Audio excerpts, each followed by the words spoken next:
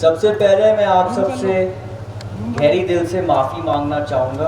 मुझे पता है मैं बहुत लेट हो गया हूँ, लेकिन आपसे पहले भी काफ़ी लोग थे, काफ़ी जनता थी जिससे मुझे मिलना था और मैंने वादा किया था कि मैं एक एक जन को मिलूँगा। इसी तरह मैं यहाँ पे भी सबसे पहले वादा करना चाहूँगा कि मैं बोलूँगा कम और मिलूँगा ज़्यादा। तो इसके बाद मैं आपके पास आऊँगा नीचे, मैं सबसे एक एक से मिलूँगा, एक एक से परिचय लूँगा और मैं एक एक से जुड़ना चाहता हूँ। ये मेरे लिए कोई चुनाव का महोत्सव नहीं है, ये मेरे लिए एक परिवार है और मैं अपने परिवार से मिलने आया हूँ। मेरा बस एक ही लक्ष्य है। चुनाव का समय तो है और इसलिए मैं बड़ी संक्षेप में दो व्यक्ति के बारे में बात करना चाहूँगा।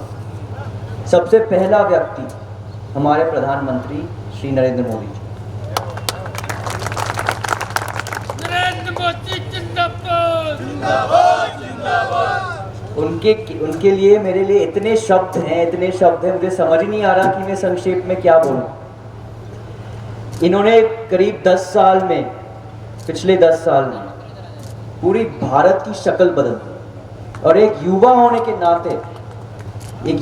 के नाते मैंने खुद से महसूस किया है और मैंने खुद से अनुभव किया कि क्या बदलाव आए हैं इस देश में।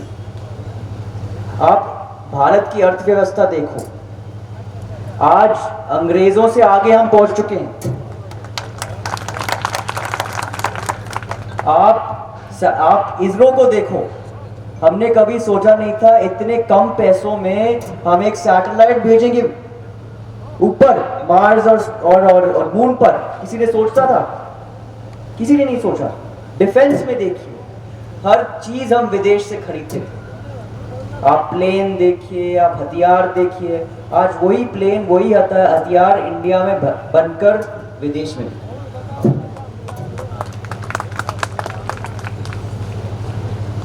और योजना पर योजना जनता के लिए, आयुष्मान योजना, आपके लिए पक्के घर, टॉयलेट, ऐसे चीजों के बारे में सोचा गया जो 20-25 साल में किसी ने सोचा ही नहीं था। और जो पहले 10 साल लगते थे एक रोड बनने में, एक एयरपोर्ट बनने में, आज 16 महीनों में वही एयरपोर्ट बने। दूसरा व्यक्ति मेरे पिता श्री ज्योतिरादित्य सिंधिया जी, जिनको तो आप सब जानते हैं,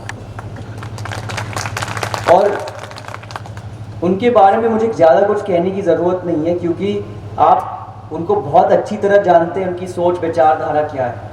आपके लिए घर पे मैं इतने मुश्किल से मुझे उनके साथ समय मिलता है, वो कहते नहीं, ज़्यादा समय मैं अपने जनता को देता हूँ, उनके बीच आता हूँ, उनको समझना चाहता हूँ।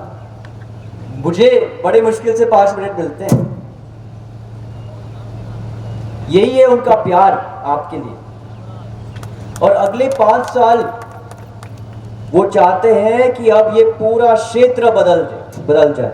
और एयरपोर्ट्स, गुना में अभी एक एयरपोर्ट उन्होंने शामिल किया, ग्वालियर में 16 महीने, अयोध्या में एयरपोर्ट हुआ 18 महीने। ये होती है प्रगति। एलिवेटेड रोड ग्वालियर में, आगरा से ग्वालियर हाईवे, ऐसे ही प्रगति हम यहां लेके आना चाह रहे हैं। और हमने सबकी मांग सुन ली है, रोड, एयरपोर्ट, रेलवे, बिजली, पानी। और हम वादा करते हैं अगले 5 साल में इन 5 चीज की आपको मांगने की जरूरत नहीं पड़ेगी। घर घर में आएगा ये सब। मेरे लिए मेरे से एक निवेदन है मेरे युवाओं जो यहाँ उपस्थित हैं।